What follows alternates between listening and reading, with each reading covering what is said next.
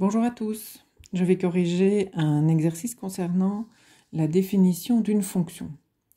Alors dans cet énoncé, la fonction est donnée sous forme graphique. Donc vous avez dans un système d'axes orthonormés l'axe X des abscisses, l'axe Y des ordonnées. Alors vous avez plusieurs points qui apparaissent et qui forment le graphique d'une fonction.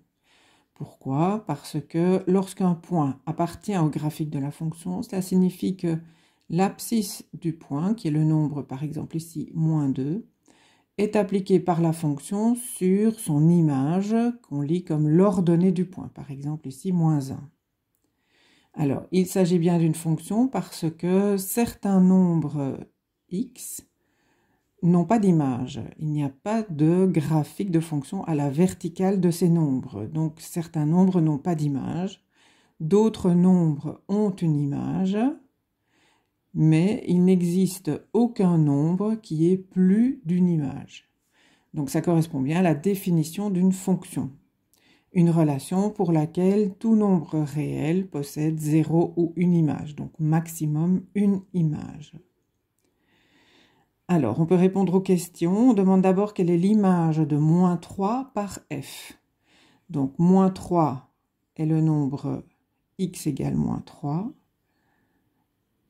À moins 3 correspond un point sur le graphique qui a comme coordonnées moins 3, moins 2. Cela signifie que l'image de moins 3 par la fonction f est le nombre moins 2. Cela se note f de moins 3 égale moins 2. L'image de moins 3 par la fonction f vaut moins 2. Alors, quand on demande de déterminer f de moins 2, cette fois-ci, x vaut moins 2. On regarde quel point correspond à l'abscisse moins 2 sur le graphique de la fonction f. C'est le point de coordonnées moins 2, moins 1. Donc, l'ordonnée du x, moins 2, représente l'image de moins 2 par la fonction f.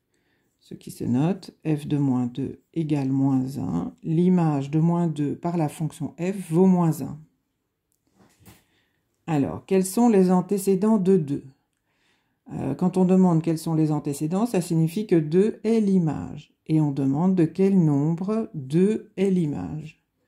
Pour être sûr de ne rien oublier, on peut tracer une droite verticale à la hauteur de 2 sur l'axe Y, une droite horizontale, pardon, à hauteur de 2 sur l'axe Y.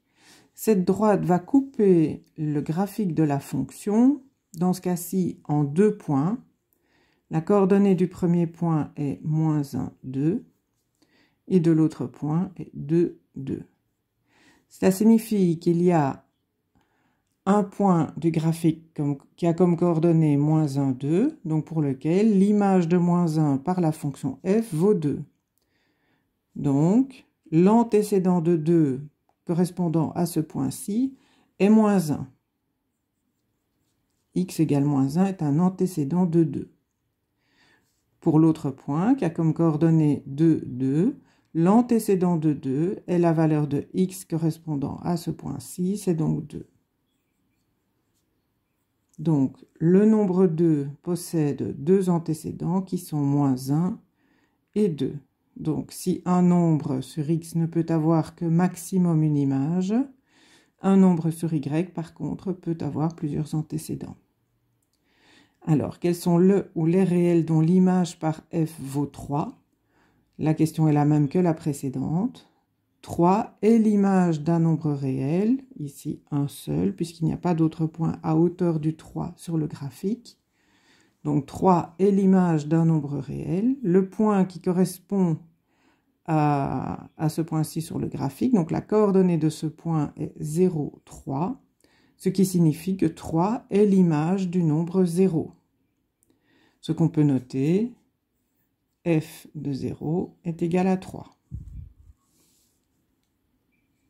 Alors, quels sont le ou les réels dont l'image par f vaut 1? Donc, 1 est l'image de certains nombres réels. On le lit donc sur l'axe Y. Pour les trouver tous, on trace une droite horizontale à hauteur de 1 et on regarde à quel endroit on coupe le graphique de f. Alors, en ce point-ci, pour lire la coordonnée du point, on a besoin de son abscisse, qui est environ moins 1,4. Donc, ce point-ci a comme coordonnée environ moins 1,4, 1. Ce qui signifie que l'image de moins 1,4 vaut 1, donc 1 est l'image de moins 1,4.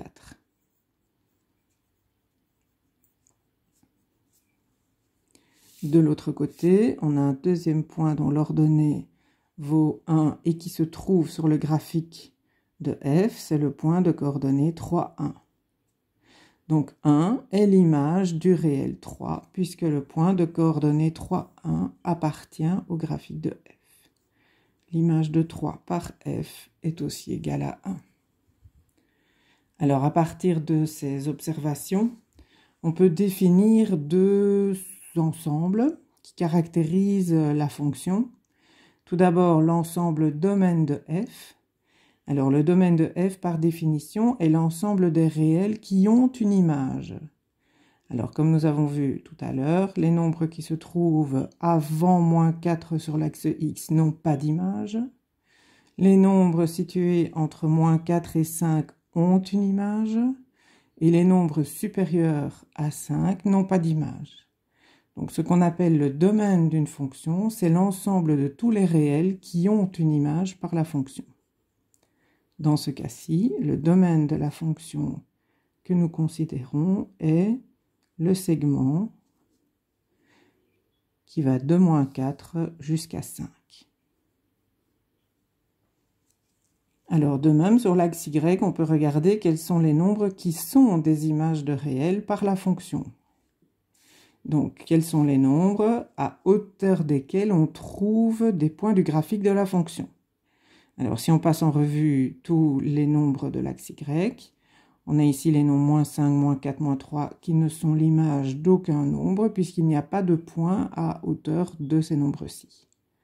Alors, il faut arriver à moins 2. Lorsque y vaut moins 2, on a un point à hauteur du moins 2 sur le graphique de f. Et lorsqu'on continue à augmenter les valeurs de y, on observe des points du graphique de f.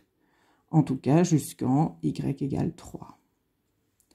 Au-delà, le graphique n'a plus lieu, il n'y est plus. Donc, tous les points qui sont des images sont compris entre moins 2 et 3. C'est l'ensemble qu'on appelle IMF, l'ensemble de toutes les images prises par les réels du domaine. Alors ici, il s'agit du segment qui va de moins 2 jusqu'à 3. C'est l'ensemble IMF de toutes les images de la fonction. Il se lit sur l'axe Y. À bientôt.